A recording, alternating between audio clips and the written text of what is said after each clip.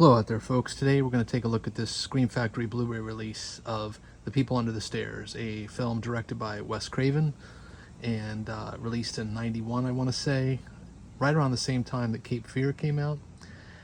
And it's a good movie. I mean, I got to say that I hadn't seen it since its initial theatrical run, and I was impressed by the atmosphere, the sort of innovative screenplay. You really never knew quite where it was going, and I thought the acting was all very good as well. It's a solid horror film, and it's no surprise because, of course, Wes Craven is arguably one of those auteurs that, despite the fact that he's most known for horror, I think you can look at his work and clearly see that he was a talented director who knew how to make a movie.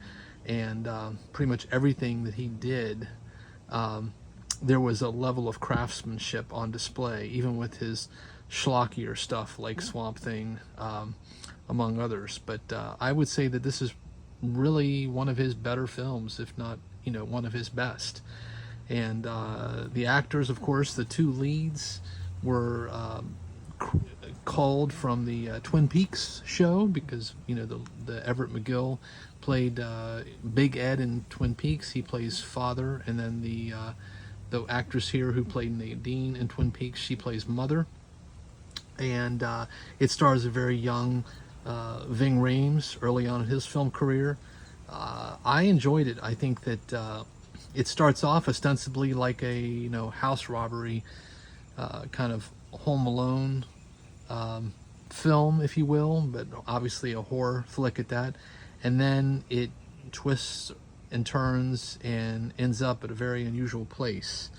I highly recommend the film, and I think this Scream Factory Blu-ray release is very sharp. I know that it's recently been given a 4K Blu-ray release on a new transfer, but honestly, this film, this release here looks fine. I have no complaints. It also features some really interesting special features, as per usual with Scream Factory, including a very interesting interview with the actress who played Nadine in Twin Peaks. I want to say her name is, where is it? Wendy Roby, I want to say. And actually, she's very philosophical. I think she does a pretty nice job explaining her motivations and what the experience was like.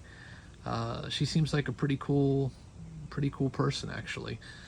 Definitely not just a puff piece interview. I think she actually says some interesting things and reveals, I think, a pretty talented actress in the process. There's also some really cool supplements on the special effects and the group that was associated with that, which they've gone on to do many things that we now see today. Greg Nicotero is one of them, who of course has done just about everything these days. He's, I would argue, kind of like kind of the successor to Rob Bottin in many ways. Really talented practical effects guy. But I definitely recommend the film, and I picked this up used for about $8, and I've got no complaints. It's of course got the reversible cover art and the disc art.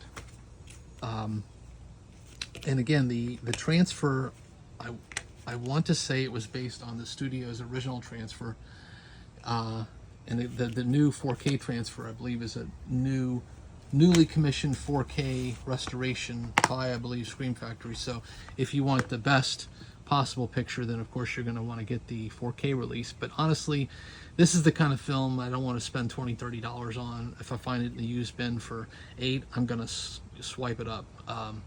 So definitely recommend the film. I think Wes Craven is a director you should look into. His work beyond Nightmare on Elm Street and even Scream, which of course was his, I think his later in his career, he showed that he still had it by doing some of the Scream films, although I'm not a big fan of the later ones. I think Scream 1, 2, and 3 are pretty good. The first, clearly the best, and then sort of the law of diminishing returns on display with each successive one, but I enjoyed them. And I think, obviously, Nightmare on Elm Street 1 in particular, and also 3, are fantastic horror films. I believe 3 was directed by Chuck Russell, not Wes Craven. But in any case, I will conclude on that note. Definitely a big fan of this film, and the Scream Factory Blu-ray release is everything I had expected and then some. Definitely happy to have this on my shelf. So on that note, please do take care out there, everyone. Stay safe, be kind, and by all means, keep watching good cinema.